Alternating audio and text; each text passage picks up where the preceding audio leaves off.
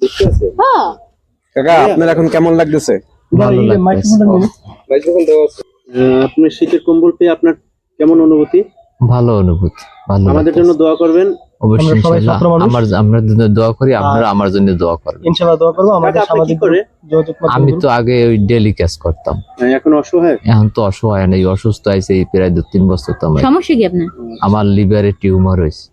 লিভারে টিউমার হয়েছে। হ্যাঁ, অপারেশন লাগবে এখন। আপনারা ছাত্র মানুষ, আমার এই শীতের ভিতরে আমার একটা কম্বল দিয়ে সহযোগিতা করছেন। আল্লাহ আপনাদের আরো মানুষের খেদমত করার সুযোগ দুক আমি আপনাদের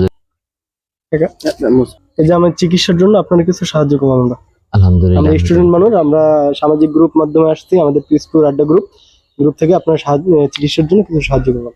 কিছু প্রবাসী ভাইরা আছে তাদের জন্য দোয়া করবেন। প্রবাসী ভাইরা আছে তাদের জন্য দোয়া করবেন। সবার জন্য আমি দোয়া করি, প্রবাসী ভাইদের জন্য দোয়া করি। আল্লাহ তাদের সুস্থ রাখুক, ভালো রাখুক, তারা জানি মানুষের পাশে দাঁড়াইতে পারে, খেদমত করতে পারে।